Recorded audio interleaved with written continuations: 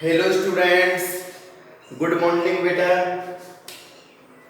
आज पढ़ेंगे बेटा अपन हेलोजन डेरिवेटिव में लेक्चर नंबर 11। ओके, पिछले लेक्चर में देखो अपन ने न्यूक्लियोफिलिक सब्स्टिट्यूशन रिएक्शंस पढ़ ली थी, जो दो प्रकार की होती थी, SN1 रिएक्शन और SN2 रिएक्शन। ओके, अब आज बेटा डिफरेंस पढ़ेंगे। देखो इस डिफरेंस में से बहुत सारे क्वेश्चंस नीट में, IIT में, इधर से बोर्ड में, इनमें सभी में पूछे गए। तो आज अपन इसका डिफरेंस पढ़ लेते हैं, जो भी अपन ने SN1 SN2 रिएक्शन से पढ़ी थी। तो डिफरेंस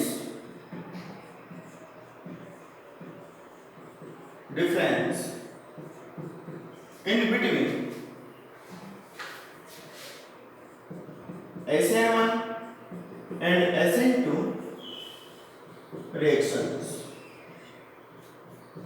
SN1 एवं SN2 अभिक्रियाओं में अंतर वेरी वेरी इंपॉर्टेंट है। अगर तुम डिफरेंस ध्यान रख लोगे, जिसमें बेटा ये क्वेश्चन कर लो, सभी तरह के क्वेश्चन हो जाएंगे इससे रिलेटेड।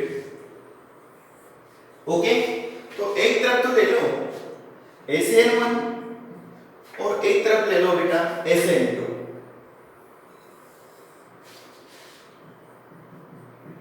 ठीक है, SN1 रिएक्शन और SN2 रिएक्शन।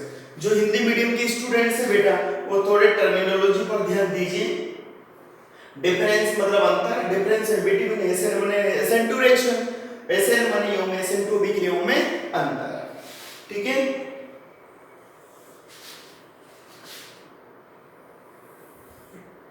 देखो फर्स्ट जो डिफरेंस है अपना SN1 एवं SN2 का, वो था बेटा जो SN1 रिएक्शन होती थी वो 2 स्टेप में होती थी, 2 पदों में होती थी, और जो SN2 रिएक्शन है वो ओनली एक ही पद में होती थी। ठीक है, तो पदों के आधार पर ये कितने स्टेप में होती है? 2 में, और SN2 1 स्टेप में होती है। जब अपन ने इसकी मैकेनिज्म पढ़ी थी उसमें सब कुछ दिया हुआ है, उसकी तुमने स्टडी कर ली होगी अच्छी तरह से। तो देखो it occur in 2 step. Okay, जो SN1 रिएक्शन होती है कितने पदों में होती है बेटा? 2 पदों में होती है। It occur in 2 step. जबकि SN2 रिएक्शन SN2 रिएक्शन अगर इन 1 स्टेप। देखो हिंदी मीडियम के जो स्टूडेंट्स हैं उनको बेटा मैंने डिफरेंस हिंदी में सेंड कर दिया है, ठीक है ना? फिर भी तुम भी इंग्लिश पर ध्यान दो। और जो इंग्लिश मीडियम के स्टूडेंट्स हैं, अब वो भी 10th तक तो हिंदी मीडियम ही पढ़ के आए हैं, पूरे का जो बैकग्राउंड है वो टोटली इंग्लिश थोड़ी है, और थोड़े बहुत हिंदी में भी समझने की कोशिश किया करो। दोनों लैंग्वेज काम आती है बेटा। ऐसा नहीं है जीवन में हर जगह अपन को इंग्लिश का एनवायरनमेंट ही मिल जाए, तो दोनों लैंग्वेज पर ध्यान दीजिए। हमारे साथ जो स्टूडेंट्स पढ़ते थे वो जो इंग्लिश में लिखवाते थे सर नोट्स, तो उसको हिंदी में कन्वर्ट कर देते थे, और हिंदी वाले इंग्लिश में कन्वर्ट कर लेते थे इजीली। ओके, तो it occurs in 2 steps while SN2 reaction occur in 1 step. 1 ये तो हो गया बेटा 1 डिफरेंस। दूसरा जो डिफरेंस है वो है बेटा रिएक्टिविटी ऑफ एल्किल हैलाइड से रिलेटेड। देखो SN1 अभिक्रिया में एल्किल हैलाइड की जो रिएक्टिविटी होती थी वो 3 डिग्री, 2 डिग्री, 1 डिग्री होती थी। Reactivity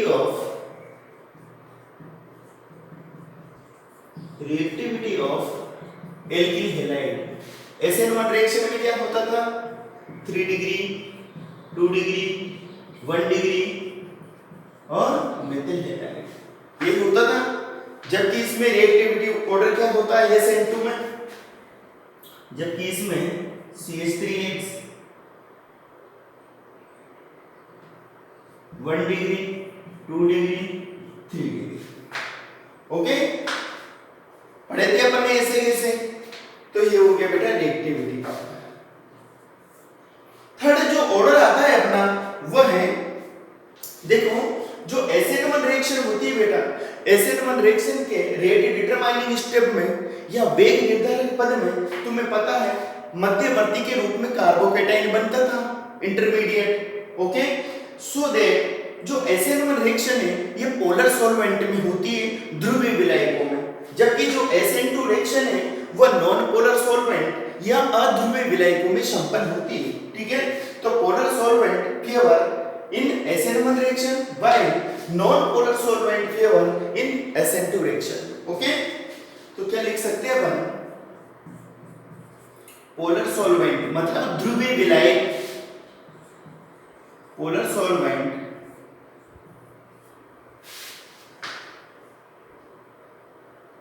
favours, polar solvent favours SN1 reaction while non-polar solvent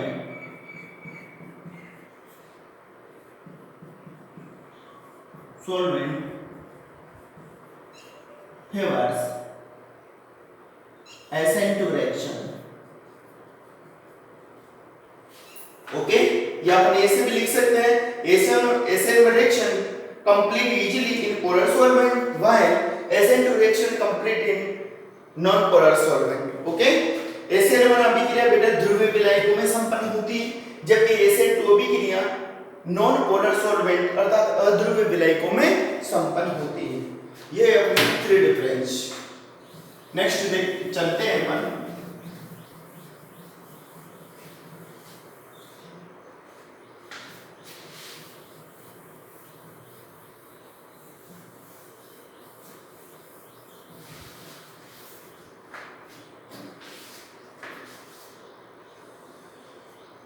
next अपना जो फोर्थ डिफरेंस है वो आता है बेटा इंटरमीडिएट से रिलेटेड। तुम्हें पता है कि जो SN1 रिएक्शन होती है, SN1 रिएक्शन में कार्बोकेटाइन इंटरमीडिएट के फॉर्म में प्राप्त होता है, अर्थात SN1 अभिक्रिया में मध्यवर्ती के रूप में कार्बोधन बनता है। ठीक है ना, carbocation is form as a intermediate in SN1 reaction while transition state, hypothetical transition state is formed in SN2 reaction. SN1 अभिक्रिया में मध्यवर्ती के रूप में कार्बोकेटाइन बनता है, जबकि SN2 अभिक्रिया में मध्यवर्ती के रूप में संक्रमण अवस्था प्राप्त होती है। तो लिख सकते हैं अपन carbocation is formed as a intermediate, मतलब मध्यवर्ती के रूप में कार्बोकेटाइन का फॉर्मेशन होता है। Carbocation is form as a intermediate in SN1 reaction. Okay, जबकि जो SN2 रिएक्शन होती है बेटा, इसमें संक्रमण अवस्था बनती थी, ट्रांजिशन स्टेट। तो अपन क्या लिख सकते हैं, transition state is form in SN2 reaction. Okay, इसमें मध्यवर्ती के रूप में कार्बोकेटाइन बनता है, जबकि इसमें मध्यवर्ती के रूप में ट्रांजिशन स्टेट बनती है। ओके, दोनों लैंग्वेज वाले समझ लेना बेटा अच्छी तरह, और थोड़ा बहुत तुम भी प्रयास किया करो समझने का। इंग्लिश मीडियम वाले, जो इंग्लिश मीडियम वाले बुक्स लिया जिस बोर्ड की, जिसमें सब मटेरियल दे रखा है, कोई प्रॉब्लम नहीं है अपन को। ठीक है, हिंदी मीडियम वाले को मैं नोट्स भेज ही रहा हूं प्रॉपर तरीके से। तो नेक्स्ट जो पॉइंट है, देखो इंटरमीडिएट वाला हो गया। अब नेक्स्ट जो पॉइंट क्या आता है बेटा, SN1 जो अभिक्रिया होती है, इसमें क्या होता है, अगर जो एल्किल हैलाइड है वो ऑप्टिकल नेचर का अर्थात प्रकाशिक सक्रिय प्रवृत्ति का हो, तो रेसिमीकरण बनने की संभावना होती है, या रेसिमीकरण पॉसिबल होता है, रेसिमाइजेशन। जबकि जो SN2 रिएक्शन है, SN2 रिएक्शन में इन्वर्सन ऑफ कॉन्फिगरेशन पाया जाता है, जिसे अपन वाल्डन प्रतिबंध कहते थे। ओके, तो क्या कर सकते हैं अपन, SN1 रिएक्शन में रेसिमाइजेशन होता है, रेसिमाइजेशन।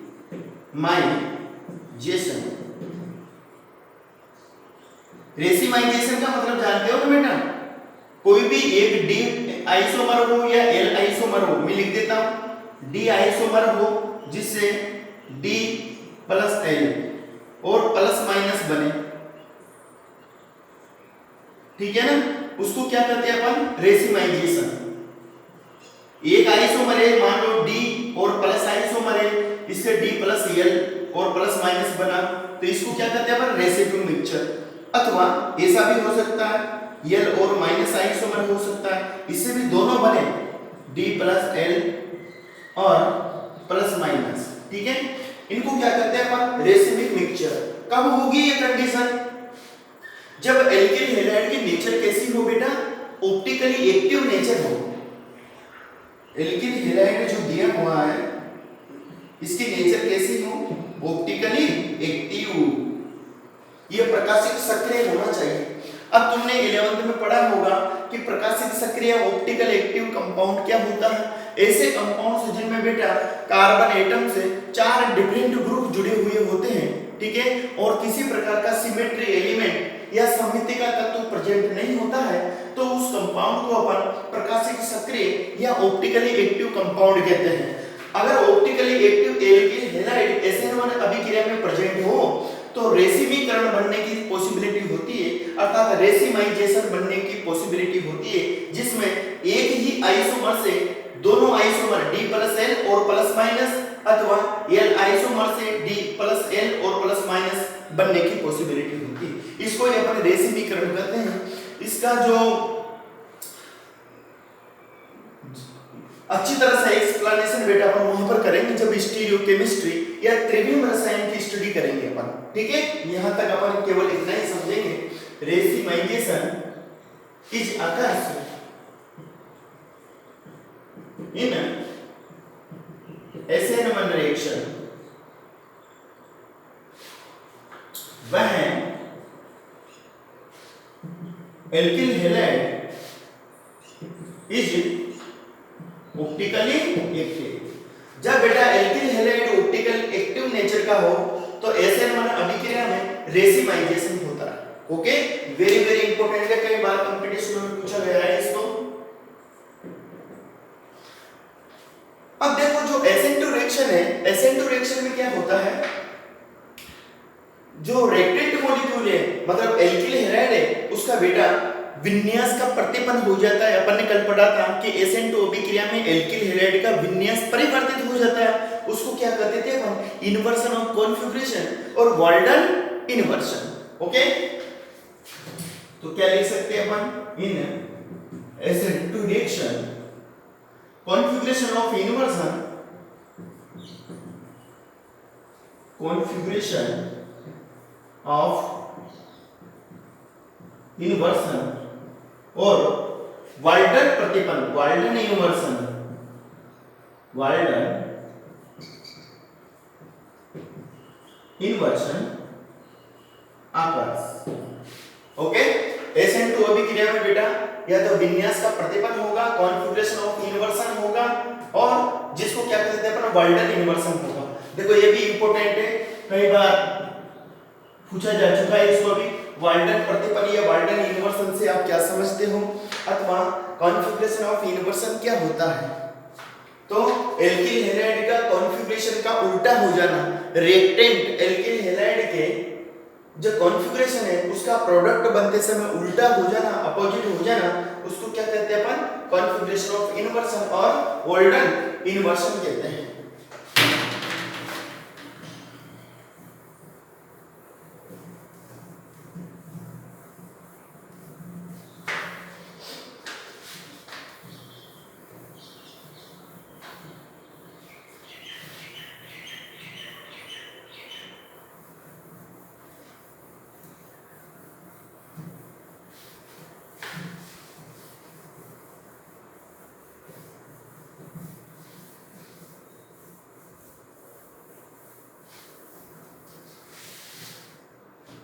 नेक्स्ट चलेगा बेटा अपना 5th नंबर का,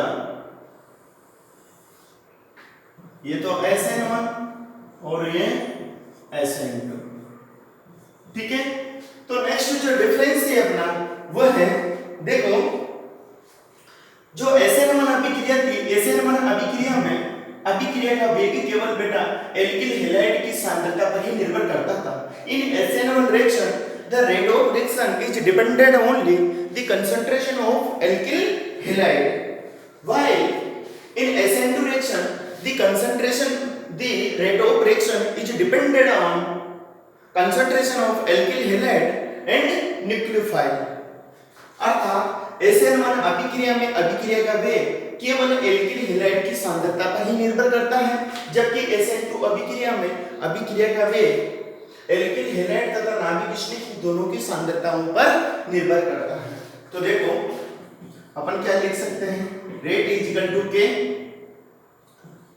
एल्किल हैलाइड की सांद्रता पर निर्भर करता है। और SN2 रिएक्शन में क्या लिख सकते हैं बेटा अपन, रेट इज इक्वल टू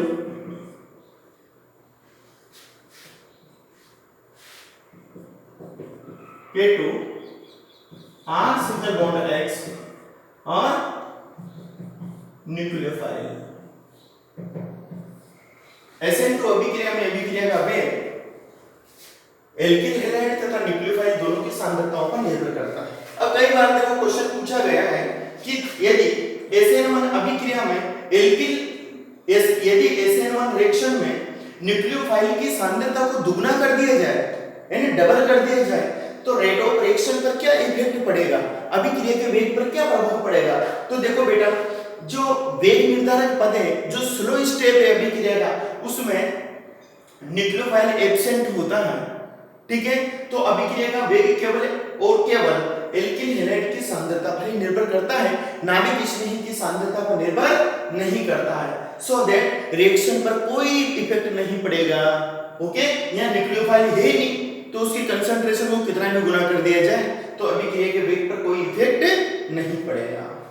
तो नेक्स्ट 6 नंबर का है बेटा, जो SN1 अभिक्रिया है ये कौन सी ऑर्डर की रिएक्शन है, ये फर्स्ट ऑर्डर की रिएक्शन होती है, जबकि जो SN2 अभिक्रिया होती है ये बेटा द्वितीय कोटि की अभिक्रिया या सेकंड ऑर्डर रिएक्शन होती है। मैंने केमिकल काइनेटिक्स का पार्ट पढ़ाया था, उसमें ऑर्डर पढ़ाई थी बेटा मैंने। अभिक्रिया की कोटि क्या होती है, किसी रासायनिक अभिक्रिया की कोटि वेग निर्धारक पद में क्रियाकारकों की सांद्रता के पदों का घातों का योग होती है, ठीक है ना। उसको क्या कहते थे अपन, अभिक्रिया की कोटि ऑर्डर ऑफ रिएक्शन कहते थे। तो क्या लिख सकते हैं अपन, it follow first order kinetics, first order kinetics. Okay, अर्थात SN1 अभिक्रिया प्रथम कोटि अभिक्रिया का पालन करती है, जबकि SN2 reaction it follow second order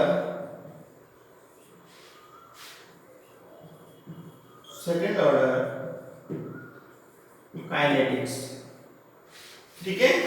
ये प्रथम कोटि अभिक्रिया का पालन करती है, जबकि ये द्वितीय कोटि अभिक्रिया का पालन करती है। ओके, ये देखो बेटा K1 का मतलब फर्स्ट ऑर्डर और K2 का मतलब सेकंड ऑर्डर। ओके, ये हो गया अपन 6 नंबर, प्रथम कोटि अभिक्रिया का पालन करती है, द्वितीय कोटि अभिक्रिया का पालन करती है। 7 नंबर पे अपना आता है, देखो बेटा SN1 अभिक्रिया में तुम्हें पता है कार्बोकेटाइन बनता है। यदि कार्बोकेटाइन का रीअरेंजमेंट या पुनर्विन्यास संभव हो तो उसको कराया जाता है बेटा। इट मींस अपन कह सकते हैं कि SN1 अभिक्रिया में अगर पॉसिबल हो तो कार्बोकेटाइन का रीअरेंजमेंट करवाना पड़ता है, जबकि SN2 में कोई रीअरेंजमेंट नहीं होता। तो अपन क्या कह सकते हैं, rearrangement of carbocation possible.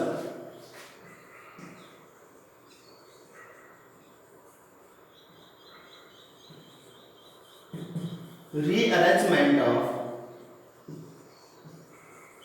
carbocation is possible। Carbocation का बेटा हो सके तो रीअरेंजमेंट पॉसिबल होता है, जबकि SN2 रिएक्शन में किसी प्रकार का रीअरेंजमेंट नहीं पाया जाता है। तो यहां क्या लिख सकते हैं अपन, rearrangement not present, not present. Okay, तो SN1 अभिक्रिया में रीअरेंजमेंट होता है कार्बोकेटाइन का, और SN2 अभिक्रिया में किसी प्रकार का रीअरेंजमेंट नहीं पाया जाता है। तो ये हो गए अपने बेटा डिफरेंस नंबर 7। अब आता है अपना डिफरेंस नंबर 8। देखो जितने भी क्वेश्चंस पूछे हुए हैं कंपटीशनों में, ये डिफरेंस याद कर लो बेटा। इन डिफरेंस को याद कर लो कि जिसमें तुम नीट प्लस जेईई मेंस के क्वेश्चन इजीली सॉल्व कर लोगे, ठीक है ना। नेक्स्ट जो डिफरेंस आता है वो अपना वो है बेटा जो न्यूक्लियोफाइल की सांद्रता है उस पर अभिक्रिया के वेग का कोई इफेक्ट नहीं पड़ता है, तो इसको तो अपन पढ़ ही चुके हैं, है ना। तो इन SN1 reaction the rate of reaction is not depend on concentration of nucleophile, whereas in SN2 reaction the rate of reaction is dependent both substrates and reagents, alkyl halide and nucleophile। Okay, तो अपन कह सकते हैं कि SN1 अभिक्रिया का वेग केवल alkyl halide की सांद्रता पर ही निर्भर करता है। तो the rate of reaction is depend only the concentration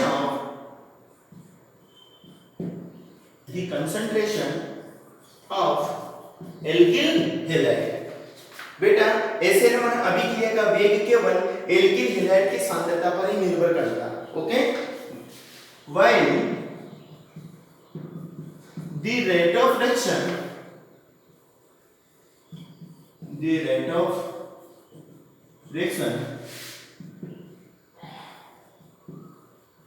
is depend both alkyl halide depend, ऐसा कर लेते अपन, while the rate of reaction is depend the concentration of alkyl halide and nucleophile। Okay, जबकि SN2 अभिक्रिया में बेटा अभिक्रिया का वेग एल्किल हैलाइड तथा न्यूक्लियोफाइल दोनों की सांद्रताओं पर निर्भर करता है। ओके, ये था बेटा अपना SN1 एवं SN2 अभिक्रियाओं में डिफरेंस। ओके, नेक्स्ट चलते हैं, देखो अपन लेते हैं example of nucleophilic substitution reaction, नाभिक स्नेही प्रतिस्थापन अभिक्रियाओं के उदाहरण।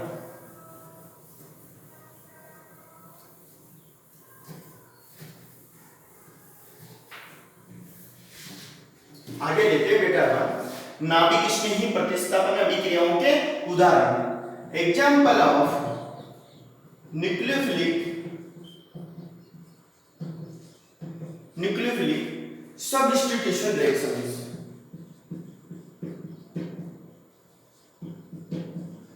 Substitution reactions. नेक्स्ट हेडिंग है अपना नाभिक स्नेही प्रतिस्थापन अभिक्रियाओं के उदाहरण, examples of nucleophilic substitution reaction. तो देखो बेटा नाभिक स्नेही प्रतिस्थापन अभिक्रियाओं के बहुत सारे एग्जांपल्स पढ़ेंगे अपन यहाँ पर। नाभिक स्नेही प्रतिस्थापन अभिक्रिया या न्यूक्लियोफिलिक सब्स्टिट्यूशन रिएक्शन क्या होती थी इसको अपन पढ़ ही चुके हैं।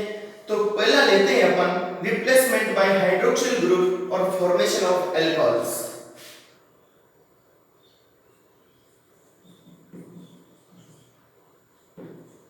Replacement by hydroxyl group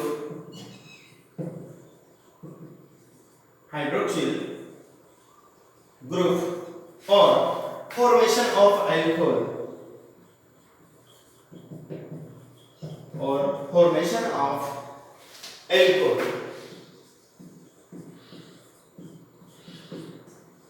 okay. देखो बेटा जो एल्किल हैलाइड में हेलोजन परमाणु होता है उसका रिप्लेसमेंट किसके द्वारा होगा, हाइड्रोक्सिल ग्रुप OH- द्वारा। Okay, replacement bye hydroxyl group और फॉर्मेशन ऑफ एल्कोहल, या इसको अपन एल्कोहल के निर्माण की विधि भी कहते हैं। इसमें क्या होता है बेटा, जब एल्किल हैलाइड की रिएक्शन अपन या तो एक्वस KOH के साथ करवा दे या मोइस्ट या नम AgOH के साथ करवा दे तो एल्कोहलों का फॉर्मेशन होता है। जैसे मैं ले लेता हूं, यह है अपना एल्किल हैलाइड। एल्किल हैलाइड की रिएक्शन किसके साथ करवा दी अपन ने, सिल्वर हाइड्रोक्साइड के साथ। यह है नम मोइस्ट, नम सिल्वर हाइड्रोक्साइड के साथ, ठीक है। इसके साथ रिएक्शन करवाने पर देखो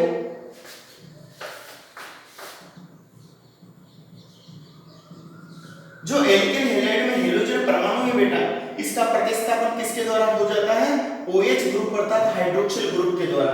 देखो ये न्यूक्लियोफाइल तो निकलता है, ये न्यूक्लियोफाइल जुड़ता है। यहां पर न्यूक्लियोफाइल क्या होता है बेटा, OH माइनस, जो कहां पर जुड़ता है, एल्किल हैलाइड के एल्किल हैलाइड के कार्बन एटम पर, ठीक है। यहां पर R का मतलब कार्बन है, तो ये OH कहां पर जुड़ जाएगा, यहां पर। और क्या प्रोडक्ट बन जाएगा अपना, R single bond OH plus AgX। जैसे मैं कर दूं CH3 single bond CH2 Br, ठीक है। क्या ले लिए अपन, वही AgOH मोइस्ट मतलब नमी युक्त, ओके। गर्म कर दे तो क्या बन जाता है,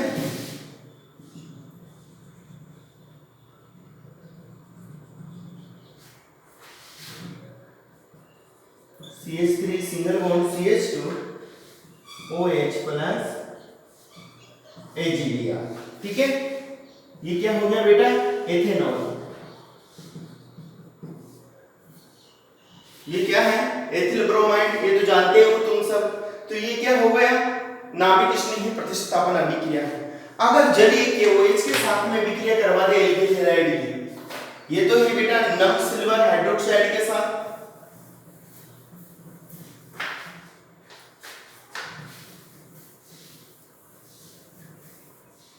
अगर देखो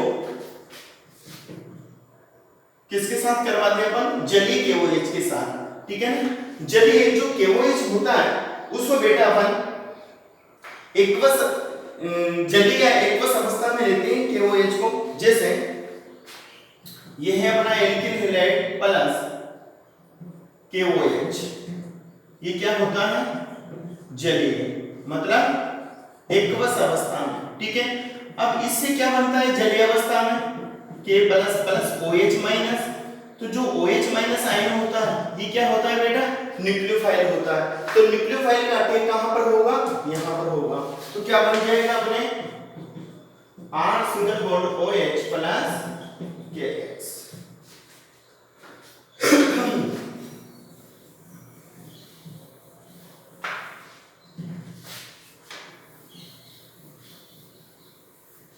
ओके, ऐसे ले लिए अपन, जैसे CH3 CH2 Cl कुछ भी ले लो, एथिल क्लोराइड KOH एक्वस या जलीय। इसका ध्यान रखना बेटा, जलीय KOH या जलीय NaOH लेने पर ही एल्कोहल बनेंगे, ठीक है। CH3 CH2OH plus KCl, okay. ये थी अपनी एल्कोहल के फॉर्मेशन की रिएक्शन। तो देखो यहां पर भी एल्कोहल बन रहा है और यहां पर भी एल्कोहल बन रहा है। इसको अपन एथिल एल्कोहल और एथेनॉल बोलते हैं। ये तो होता है बेटा नॉर्मल नेम, कॉमन नेम, और ये होता है IUPAC नेम, एथेनॉल, ओके। तो ये था अपना एल्कोहल के निर्माण की विधियां, ठीक है ना, methods of preparation of alcohols. अब देखो मैं एक इक्वेशन दे रहा हूं तुम्हें,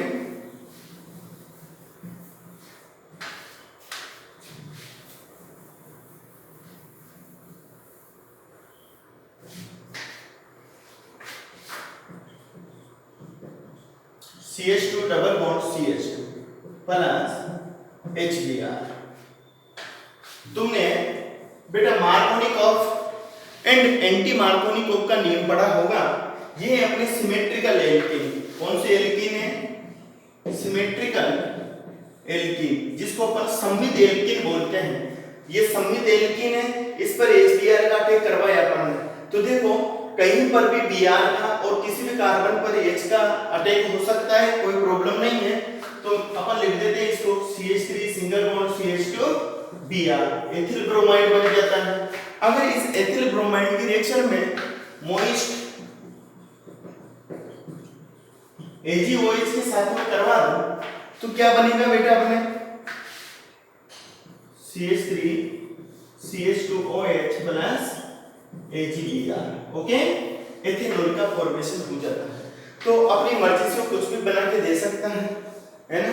एक एक स्टेप को ध्यानपूर्वक पढ़ते चलिए बेटा। तो ये तो हो गया अपना एल्कोहल का फॉर्मेशन। अब चलते हैं अपन इसके पश्चात replacement bye alkoxy OR group और फॉर्मेशन ऑफ ईथर। नेक्स्ट जो मेथड है बेटा वो आता है अपना replacement bye alkoxy group. Alkyl है, एल्किल हैलाइड में जो हेलोजन परमाणु है उसको किसके द्वारा रिप्लेस करेंगे अब अपन? एल्कोक्सी ग्रुप द्वारा। और एल्कोक्सी ग्रुप द्वारा जब हेलोजन एटम का रिप्लेसमेंट होता है तो बेटा क्या बनता है? ईथर बनता है, ठीक है। इसको अपन विलियमसन सिंथेसिस भी कहते हैं, जो वेरी वेरी इंपॉर्टेंट है। कई बार कंपटीशंस में इसमें से क्वेश्चन आए हैं।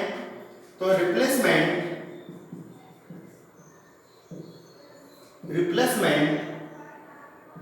Bye alkoxy.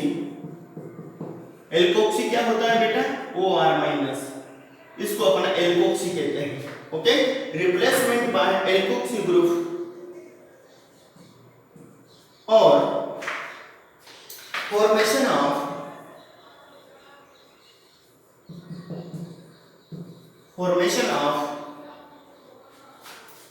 ईथर।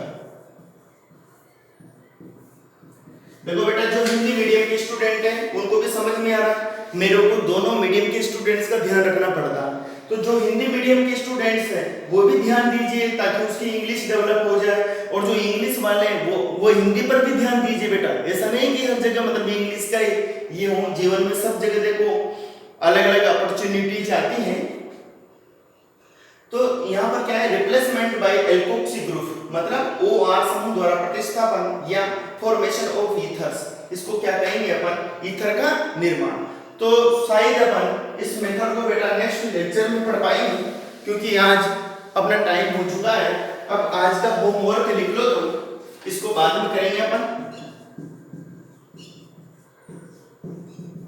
आज का होमवर्क है right question number 1, right any 5 differences in SN1 and SN2 reactions, okay. SN1 एवं SN2 अभिक्रियाओं में कोई 5 अंतर लिखिए, ओके। क्वेश्चन नंबर 2 है बेटा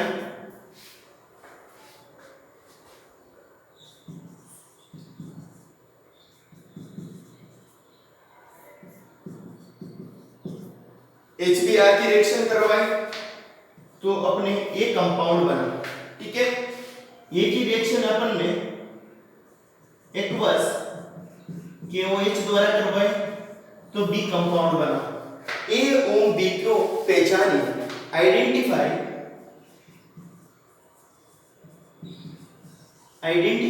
ए and B in this reaction,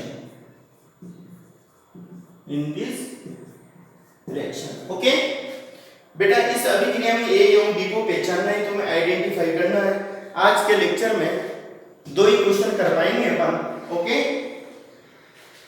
कल के होमवर्क में से किसी ने भी अभी तक कोई क्वेश्चन नहीं भेजे बेटा, ठीक, ओके, थैंक यू।